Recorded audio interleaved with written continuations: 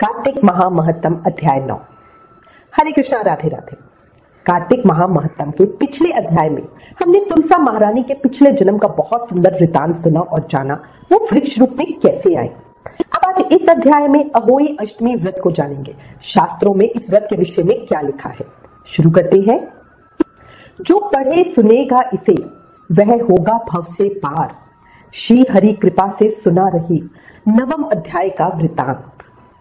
राजा पृथु नारद जी से बोले, हे नारद जी, आप सर्वज्ञ हैं, इसलिए संतान की वृद्धि अकरने वाला तथा सब प्रकार से सुख देने वाला कोई व्रत कहिए। तब नारद जी ने कहा, हे राजन, मैं तुमसे महाविद्या, महामाया, महामेधा, महास्मृति, महामोहा, महादेवी, महाईश्वरी तथा सर्व ईश्वरी अहोई देवी का व्रत कहता हूँ, ध्यान से सुनो। राजा पृथु ने पूछा, महाराज, यह व्रत कब और कैसे किया जाता है तथा यह अहोई देवी कैसे उत्पन्न हुई, कृपया करके सब मुझसे कहें। तब नारद जी कहने लगे, एक समय कलयुग में बड़ा भारी बुरा समय पड़ा तथा महामारी से बहुत सी अकाल मृत्यु हुई।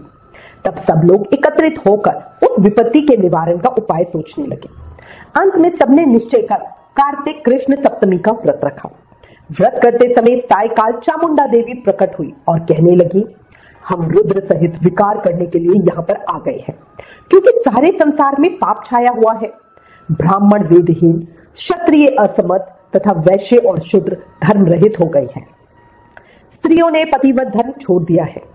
अब इस धरा पे विपत्तियां आना निश्चित है।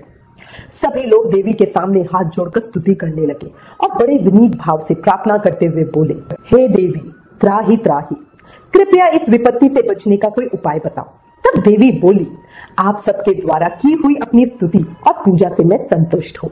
आप सब लोग अहोई देवी का व्रत करो। कार्तिक कृष्ण सप्तमी तथा अष्टमी को बालक, वृद्ध और रोगियों को छोड़कर सबको ये व्रत करना चाहिए। सारे दिन भोजन ना करके सायकाल अहोई देवी का ही, जो कि मेरा ही नाम है, का पूजन करना चाहिए। अपने मकान को गोबर और मिट्टी से लीपे, द्वार पर 4 रंगों काला, पीला, हरा और लाल से मेरी मूर्ति बनावे। अच्छे पकवान बनाकर मेरी पूजा करें। तभी एक धीवर की पत्नी कहने लगी, हे माता, हम नीच लोगों का कर्तव्य भी बतलाने की कृपा करें।